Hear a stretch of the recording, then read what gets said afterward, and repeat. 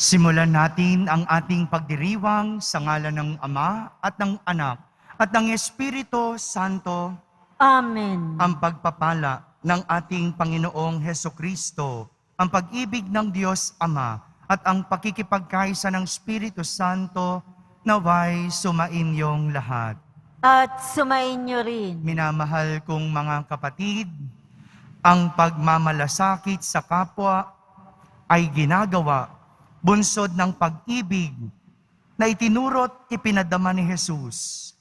Inilalarawan sa talinhaga ng mabuting Samaritano ang halimbawa ng pag-ibig na may ginhawang dulot sa taong nakasubsob sa lupa at mistulang binawian ng buhay.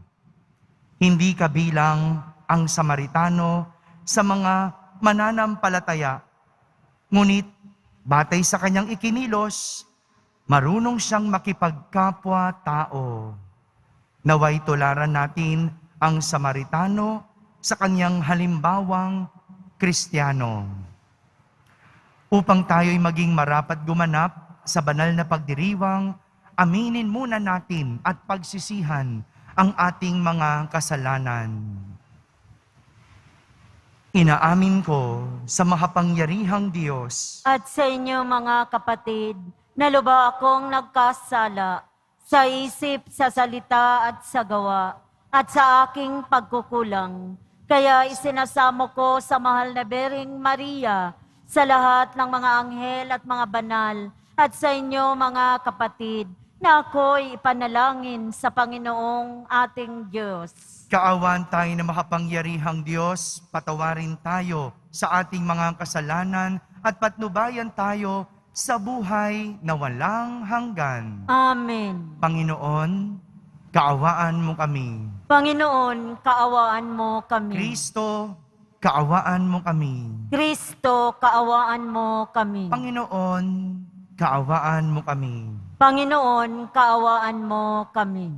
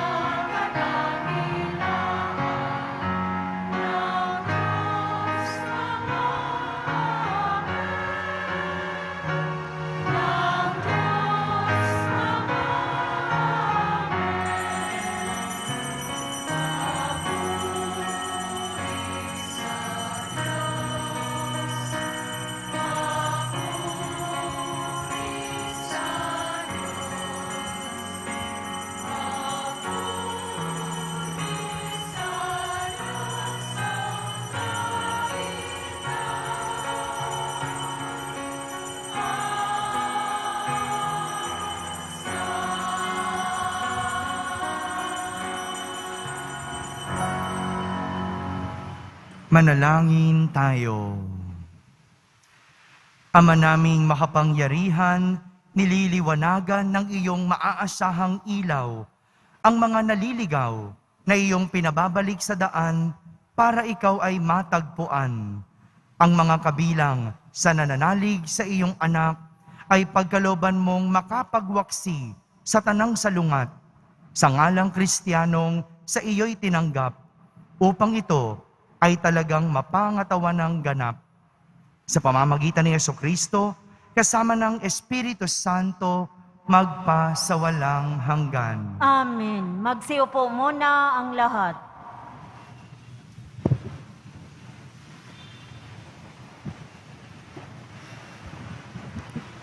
Pagbasa mula sa aklat ng Deuteronomio. Sinabi ni Moises sa bayan, kailangan ninyong dinggin ang tinig ng ninyong Panginoong Diyos at buong puso't kaluluwang sundin ang kanyang mga utos. Ang kautosang binibigay ko ngayon sa inyo ay madaling sundin at unawain. Ito'y wala sa langit, kaya hindi ninyo masasabing walang aakyat doon at kukuha sa kautosan upang marinig ninyo at maisakotuparan. Niwala ito sa bayong dagat, kaya di ninyo masasabing walang tatawid sa dagat para kunin ang kautosan at nang marinig ninyo at maisagawa. Ang kautosan ay di malayo sa inyo. Nasa inyong bibig, nasa inyong puso, kaya magagawa ninyo. Ang salita ng Diyos. Salamat sa Diyos. Dumulog tayo sa Diyos upang mabuhay ng lubos. Dumulog tayo sa Diyos upang mabuhay ng lubos. At sagana sa akin, ako'y dadalangin. Sa iyo, o poon, sana'y iyong dinggin. Sa mga panahon na iyong ibigin, dahil sa dakilang pag-ibig sa akin. Ang iyong pangako'y pagtubos ay sundin. Poon, sa buti mo't pag-ibig sa akin. Sa aking pagtawag, ako'y sana'y dinggin. Sa aking paghabag, ako ay lingapin. Dumulog tayo sa Diyos upang mabuhay ng lubos. Naghihirap ako't mahapdi ang sugat. O Diyos, itayo mo, ako ay iligtas. Pupurihin ng Diyos ang aking aawitan. Dadakilain ko't pasasalamatan. Dumulog tayo sa Diyos upang mabuhay ng lubos. Kung makita iyong mga dukha, sila ay sasamba sa laki ng tuwa. Dinirig ng Diyos ang may kailangan, lingkod na bilanggoy, di malilimutan. Dumulog tayo sa Diyos upang mabuhay ng lubos. Ang lungsod ng Sion, kanyang iniligtas. Bayang nasa Juday, muling itatatag. Magmamana nito'y yaong lahi nila. May pag-ibig sa Diyos, ang dooy titira. Dumulog tayo sa Diyos upang mabuhay ng lubos.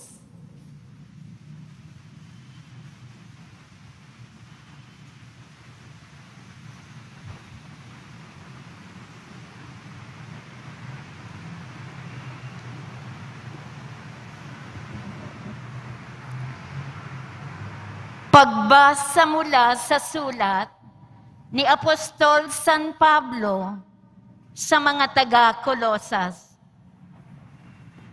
Si Kristo ang larawan ng Diyos na di nakikita at siyang may kapangyarihan sa lahat ng nilikha. Sapagkat ang lahat ng nasa langit at nasa lupa, nakikita man o hindi, pati ang mga naghahari at namamahala, mga namumuno at may kapangyarihang espiritual, ay pawang nilikha ng Diyos sa pamamagitan niya at para sa Kanya. Siya'y una sa lahat at sa Kanya nakasalalay ang kaayusan ng lahat ng bagay. Siya ang ulo ng simbahan na Kanyang katawan. Siya ang una, ang panganay na anak, ang unang nabuhay na muli, upang siya ang maging pinakadakila sa lahat ng bagay. Ipinasya ng Diyos na ang Kanyang kalikasan ay manatili rin sa anak, at inibig niya ang ansandaigdigan ay makipagsundo sa Kanya sa pamamagitan ng anak. Sa pamamagitan ng pagkamatay nito sa krus, nagkasundo nga ang Diyos at ang lahat ng nilikha sa langit at sa lupa. Ang salita ng Diyos. Salamat sa Diyos. Magsitayo na po ang lahat.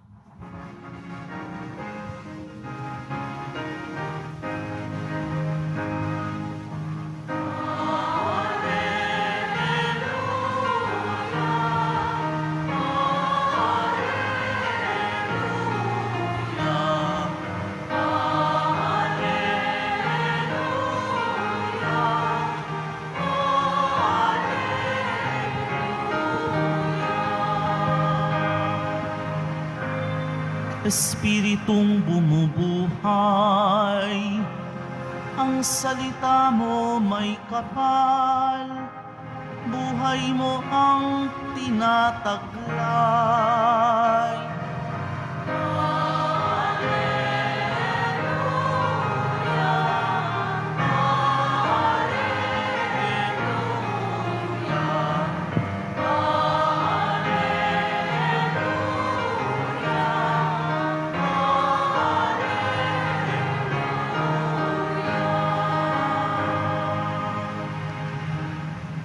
Sumainyo ang Panginoon. At sumaiyo rin. Ang mabuting balita ng Panginoon ayon kay San Lucas. Papuri sa iyo, Panginoon.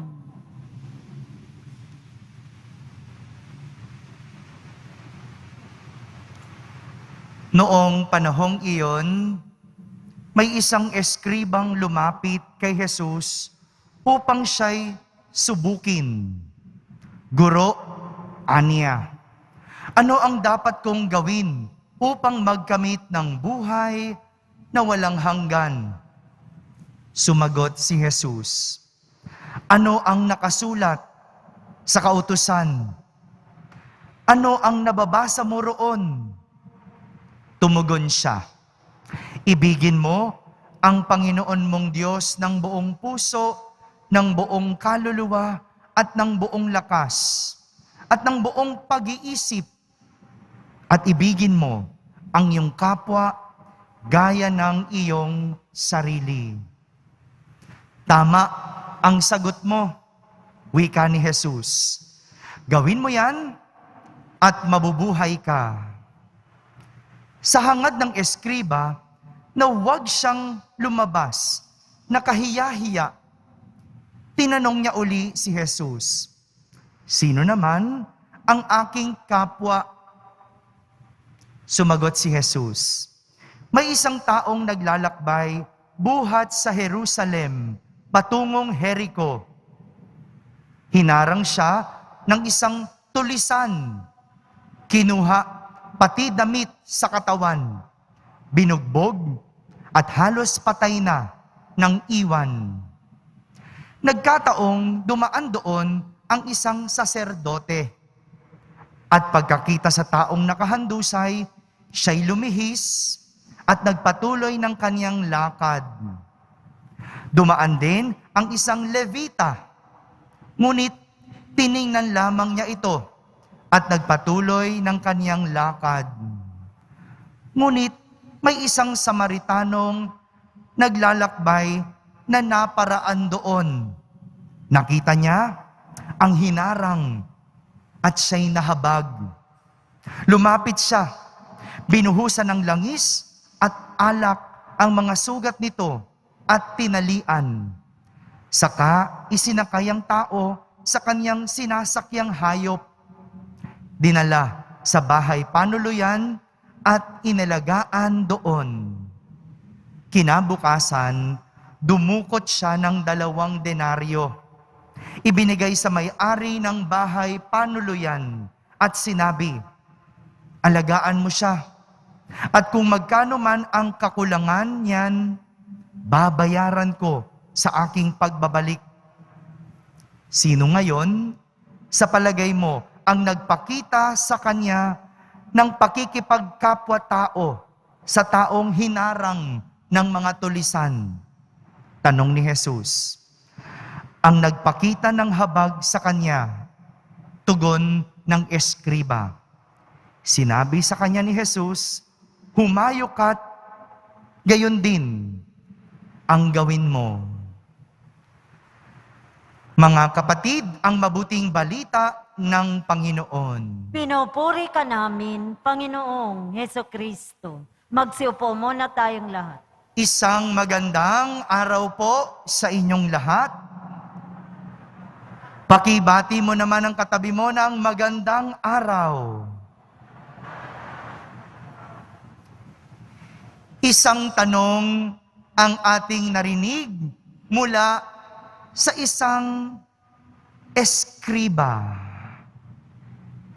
Ang tanong niya, paano magkakamit ng buhay na walang hanggan? Sabihin niyo nga po, buhay na walang hanggan. Meron bang ganon? Meron po bang buhay na walang hanggan? Hindi ba ang buhay natin may hangganan? Saan natin matatagpuan ang buhay na walang hanggan? Sa langit, sa kabilang buhay. At ito yung gustong malaman ng isang eskriba. Kung anong dapat gawin upang magkamit ng buhay na walang hanggan. Narinig natin sa ating ebanghelyo ang kwento ng mabuting Samaritano. Sabihin nyo nga po, mabuting Samaritano. Sa kwentong ito, mayroong 3 realidad. 3 realidad ng paglalakbay sa buhay ang ipapakita sa atin. Una, realidad sa paglalakbay sa buhay na mayroong mga tulisan. Sabihin nyo nga po, tulisan. O mga magnanakaw. Ganyan ang pagkakalarawan sa kwento. Mayroong isang taong humarang sa isang taong naglalakbay. Kinuha pati damit sa katawan, binugbog at halos patay na ng iwan. Ganyan ang isang magnanakaw. Kinukuha ang hindi sa kanya. Pinipigilan para marating ang hantungan. Noon, ang mga magnanakaw, bago gawin ang pagnanakaw, nagtatakip ng mukha. Hindi ba? Noon sa mga pelikula, nagsusuot ng bonnet, magsusuot ng jacket, no? Para hindi makilala. At kung sasalakay, gabi o madilim, patago. Pero ngayon, iba't iba na ang mukha ng magnanakaw. Tingnan mo nga yung katabi mo. Tingnan mo lang, sabi ko. Tingnan mo lang kung natutulog. Ngayon, iba't iba na ang mukha ng magnanakaw. May iba, hindi na nga nagtatakip ng mukha. Minsan, harap-harapan pang nagnanakaw. Hindi na mukha ang tinatakpan, kundi nagtatago sa kanilang titulo o pangalan. May mga magnanakaw, attorney ang titulo. May mga magnanakaw, politiko. Merong magnanakaw, kilala ang pamilya. Dati, hindi mo kilala ang magnanakaw. Pero ngayon, pwede na ang iyong kaibigan. Siya yung nagnakaw ng asawa mo o ng kasintahan mo, di ba? Minsan, matalik mo pang kaibigan. O kaya, pwede rin yung mismong asawa mo na nagwawaldas ng kinikita mo. Yan, no? Magnanakaw din yung ganyan. Meron din namang magnanakaw sa loob ng classroom. Yung ninanakaw, yung sagot mo. Merong ibang magnanakaw, ang tawag, biyanan. Paano naging magnanakaw yung biyanan? Kasi, kasal na nga, ayaw pang ibigay yung anak. Kinukuha pa din yung anak. At mas nakakalungkot, pati kita ng anak, kinukuha. Iba't iba ang mukha ng magnanakaw sa panahon ngayon. Hindi na nagtatakip ng mukha. Isang realidad sa buhay na sa ating paglalakbay, mayroong mga tulisan o magnanakaw. Sila yung kinukuha ang hindi nila pinagpaguran at pumipigil sa atin para marating ang ating hantungan. Kaya hindi narating ng mag-asawa ang 50th anniversary kasi may nagnakaw sa asawa. Kaya hindi na-promote ang isang empleyado kasi nanakaw ng oras sa trabaho. Imbis na nagtatrabaho, nagsi-cellphone. Ganyan ang ugali ng isang magnanakaw. Kinukuha ang hindi nila pinagpaguran at pinipigilan ang tao na marating ang kanyang pupuntahan. Kaya mag-ingat, maging mapagmatyag dahil sa buhay mayroong magnanakaw. Pangalawang ipinapakita sa atin na realidad sa buhay paglalakbay ay mayroong mga walang pakialam. Sabihin nyo nga po, walang pakialam. Ito yung binanggit sa ating kwento na isang saserdote at isang levita. Nakita na nga nila ng isang tao ay ninakawan at nakahandusay at halos patay. Pero kahit nakita nila, hindi nila ito tinulungan. Hindi dahil sa wala silang kakayanan, kundi dahil sarili lang ang kanilang pinakikialaman. Hindi dahil sa wala silang alam, pero ayaw nilang makialam.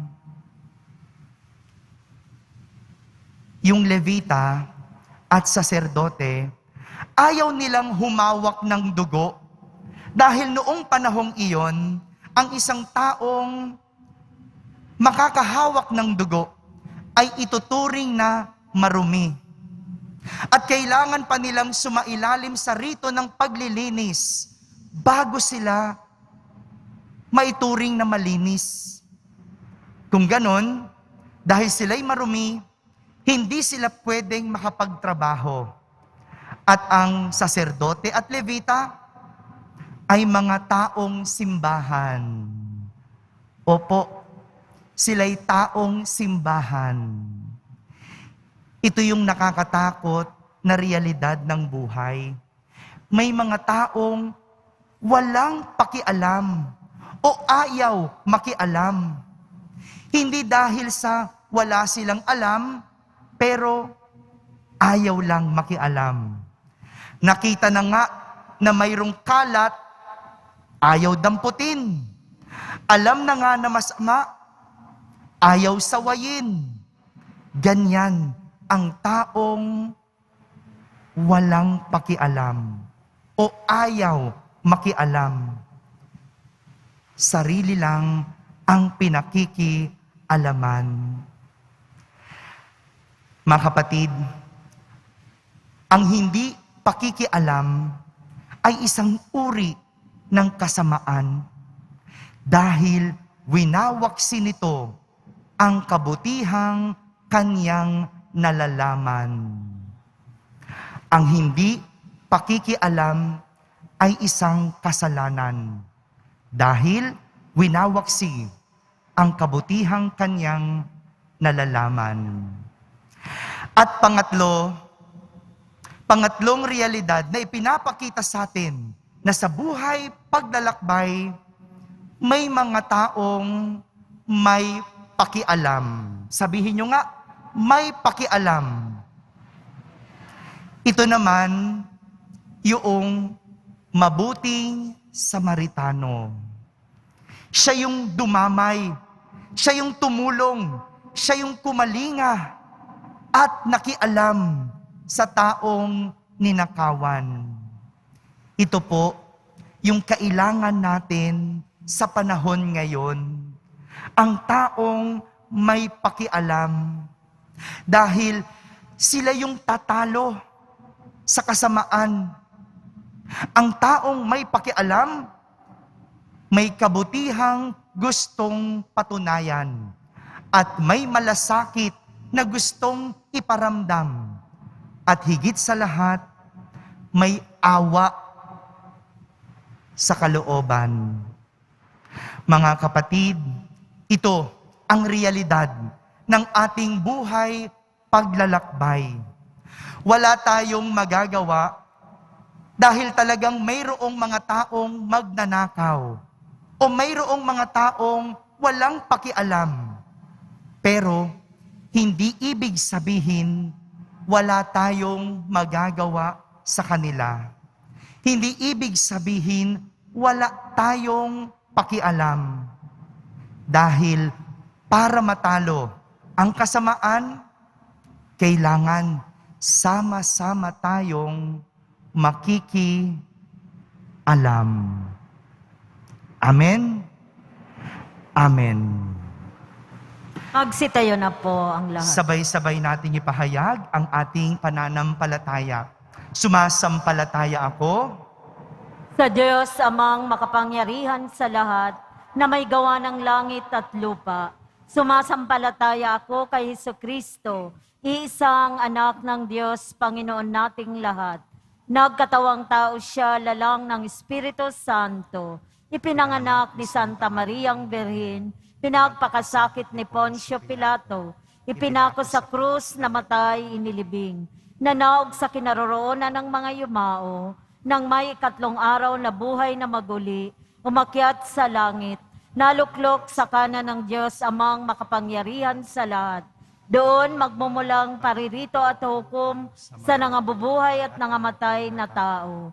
Sumasampalataya naman ako sa Diyos Espiritu Santo, sa banal na simbahang Katolika, sa kasamahan ng mga banal, sa kapatawaran ng mga kasalanan, sa pagkabuhay na muli ng nangamatay na tao, at sa buhay na walang hanggan. Amen. Dumudulog kami sa iyo, Diyos Ama, upang matuto kaming magmahal sa kapwa, gaya ng ipinakitang pagmamahal ng mabuting Samaritano sa taong nakahandusay sa daan. Batid ang ating mga kahinaan, ating sambitin sa bawat panalangin.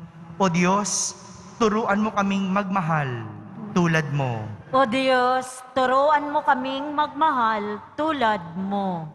Para kay Papa Francisco, na aming Santo Papa, mga obispo, pari at diakono, huwag nawang manatili sa kanilang pagpapahayag ang mensahe nilang pag-ibig. Bagkos, maipakita din nawa nila ito sa kanilang pamumuhay. Manalangin tayo. O Diyos, turuan mo kaming magmahal tulad mo. Bumuo nawa ng mga makabuluhang programa ang mga kawani ng aming gobyerno na siyang magpapaunlad ng pamumuhay ng lahat. Manalangin tayo. O Diyos, turuan mo kaming magmahal tulad mo. Maging matatag nawa ang mga manggagawang kumakalinga sa mga may sakit, mga doktor, nurse, at social workers sa pamamagitan ng pagmamahal ng kanilang mga pinaglilingkuran. Makasumpong nawa sila ng galak at hinahon. Manalangin tayo. O Diyos, turuan mo kaming magmahal tulad mo. Makasumpong nawa ng mga mabubuting Samaritano ang mga kapatid naming nakahandusay sa daan, mga batang lansangan, mga biktima ng pang-aabuso, at mga nasasakdal sa kalungkutan. Manalangin tayo. O Diyos, turuan mo kaming magmahal tulad mo. Sa katahimikan, ating ilapit sa Diyos ang ating mga pansariling kahilingan.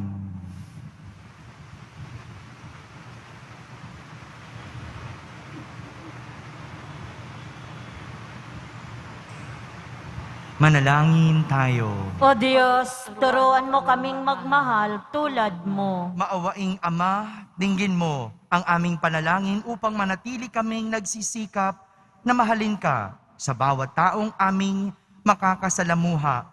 Hinihiling namin ito sa pamamagitan ni Kristo na aming Panginoon. Amen. Magsiupo po ang lahat.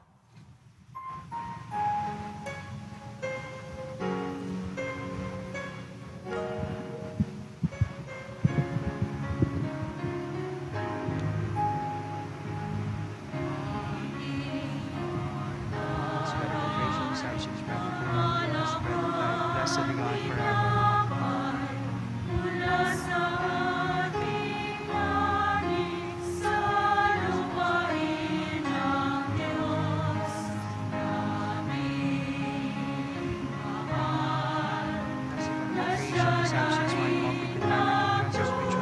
Blessed be the Lord,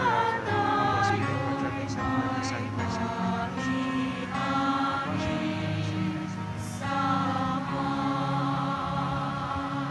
Magsitayo na po ang lahat.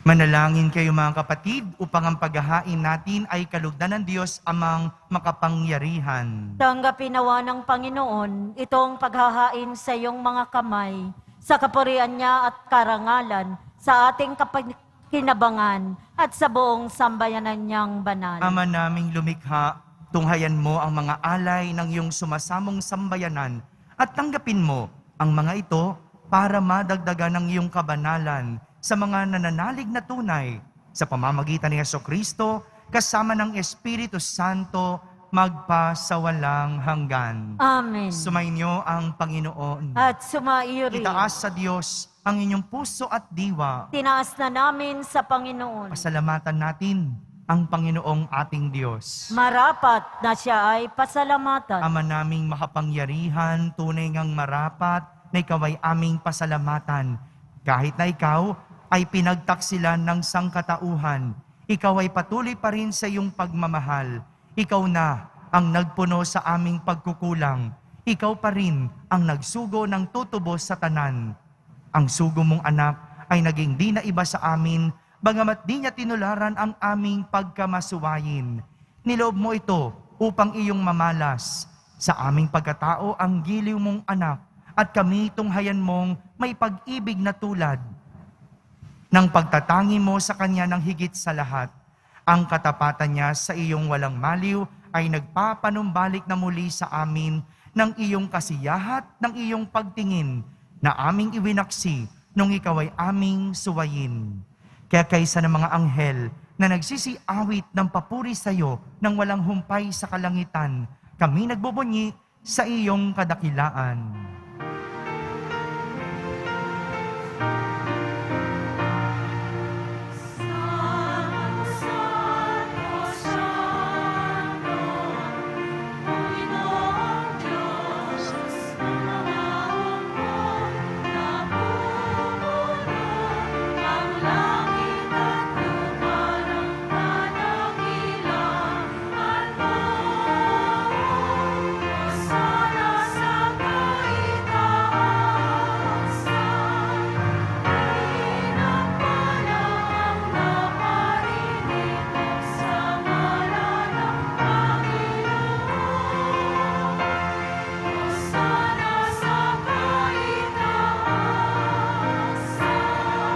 Magsiluhod po ang lahat. Ama naming banal, ikaw ang bukal ng tanang kabanalan. Kaya't sa pamagitan ng iyong Espiritu ay gawin mong banal ang mga kaloob na ito upang para sa amin ay maging katawan at dugo ng aming Panginoong Hesukristo. Bago niya pinagtiisang kusang loob na maging handog, hinawakan niyang tinapay, pinasalamatan kanya, pinaghati-hati niya iyon, iniyabot sa kanyang mga lagad at sinabi, "Tanggapin ninyong lahat ito at kanin. Ito ang aking katawan na inihahandog para sa inyo."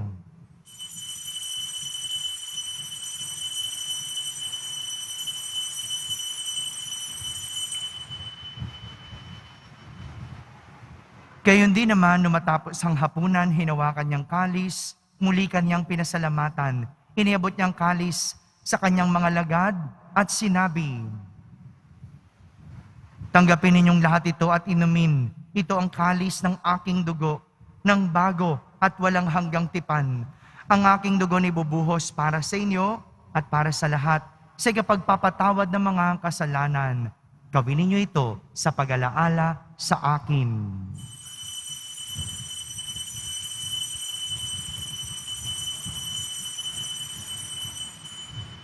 Magsitayo po ang lahat.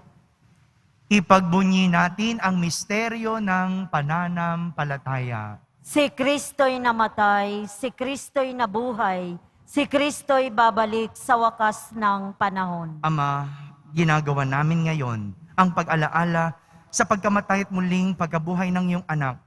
Kaya inaalay namin sa iyo ang tinapay na nagbibigay buhay at ang kalis na nagkakaloob ng kaligtasan. Kami nagpapasalamat dahil kami iyong minarapat na tumayo sa harap mo para maglingkod sa iyo. Isinasamo namin kaming magsasalo-salo sa katawan at dugo ni Kristo ay mabuklod sa pagkakaisa sa pamamagitan ng Espiritu Santo. Ama, lingapin mong iyong simbahang laganap sa buong daigdig. Puspusin mo kami sa pag-ibig kaysa ni Francisco na aming Papa, ni Jose na aming Obispo at ng Tanang Kaparian. Alalahanin mo rin ang mga kapatid naming nahimlay, lalong-lalo na si Saida at Lito, na may pag-asang sila'y muling mabubuhay, gayon din ang lahat ng mga pumanaw. Kaawan mo sila't patuloyin sa iyong kaliwanagan. Kaawan mo't pagindapating kaming lahat na makasalo sa iyong buhay na walang wakas. Kaisa na mahal na Birheng Maria na Ina ng Diyos, ng kabiyak ng puso niyang si San Jose, kaisa ng mga apostol at ng lahat ng mga banal na namuhay dito sa daigdig ng kalugod-lugod sa iyo. May pagdiwang nawa namin ang pagpupuri sa kararangal mo sa pamamagitan ng iyong anak na aming Panginoong Hesukristo. Sa pamamagitan ni Kristo, kasama niya at sa Kanya, ang lahat ng parangal at papuri ay sa iyo, Diyos amang makapangyarihan, kasama ng Espiritu Santo, magpasawalang hanggan.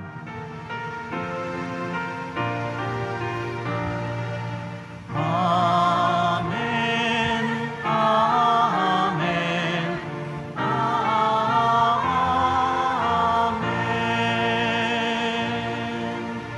Sa tagubilin ng mga nakahagaling na utos at turo ni Jesus na Panginoon natin at Diyos, ipahayag natin ng lakas loob.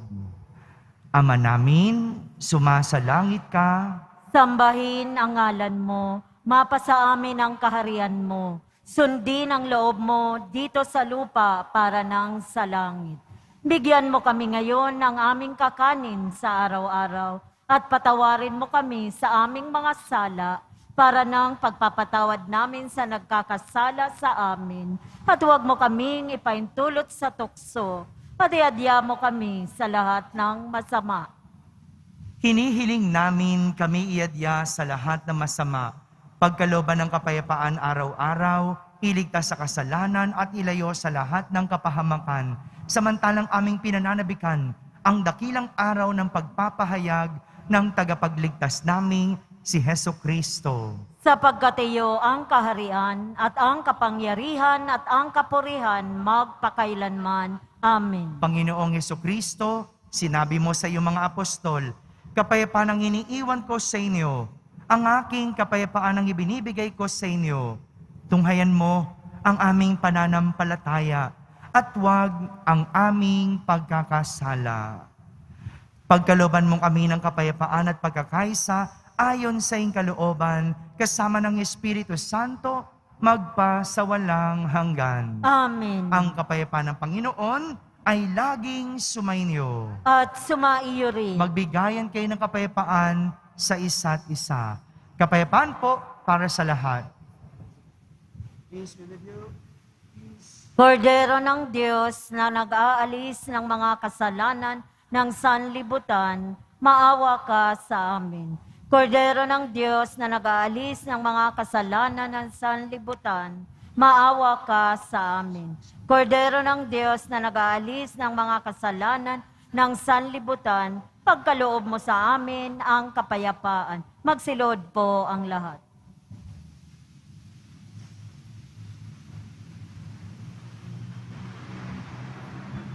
Ito ang kordero ng Diyos. Itong nag-aalis ng mga kasalanan ng sanlibutan. Mapalad ang mga inaaniyahan sa kanyang piging. Panginoon, hindi ako karapat-dapat na magpatuloy sa iyo, ngunit sa isang salita mo lamang ay gagaling na ako. Ang katawan ni Kristo, Amen.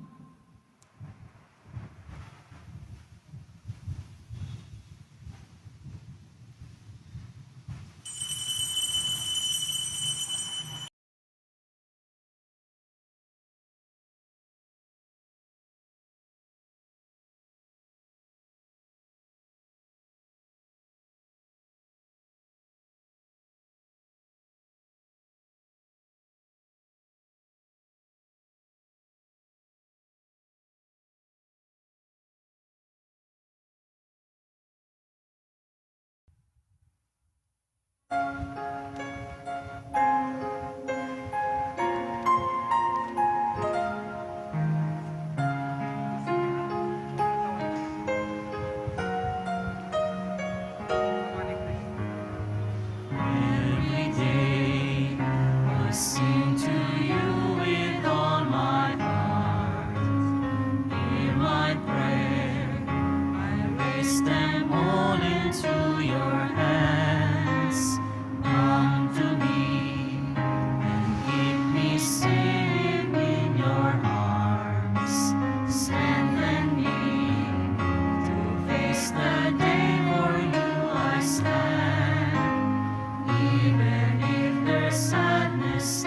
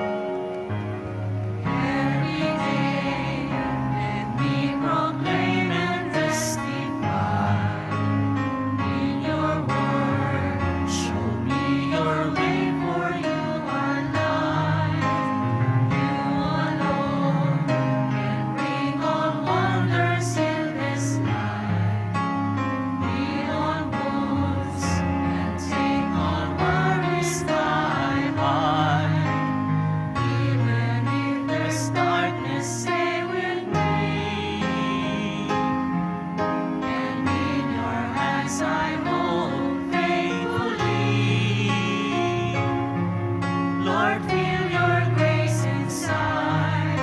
Grant me what you desire. I raise all my voice, Lord, sing with me.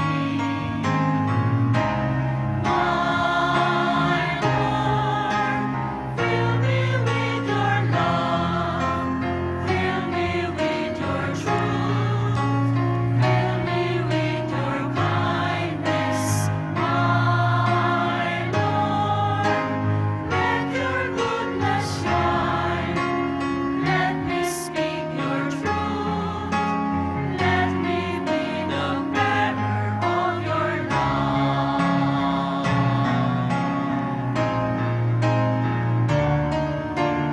My Lord, fill me with your love. Fill me with your truth. Fill me with your kindness. My Lord, let your goodness shine. Let me speak your truth. Let me be the bearer of your love. Let me speak your truth. Let me be the bearer of your love.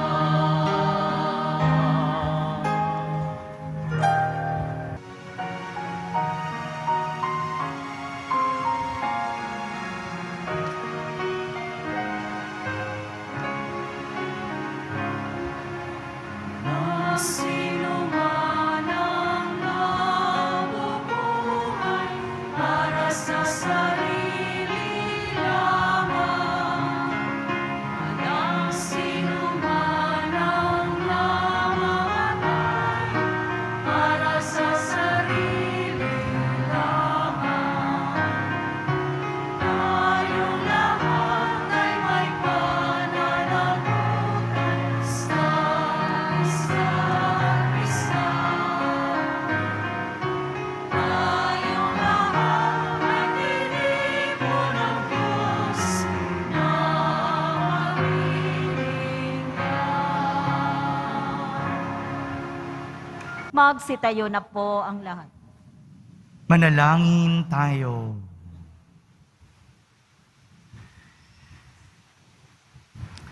Ama naming mapagmahal, kami mga pinapagsalo mo sa piging na banal ay makatanggap nawa ng bungang karagdagan ng iyong pagdiligtas na aming ipinagdiriwang sa pamamagitan ni Jesucristo kasama ng Espiritu Santo magpasawalang hanggan. Amen. Sumainyo ang Panginoon. At sumaiyo rin. Pagbabasbas ng Poong Yesus Nazareno.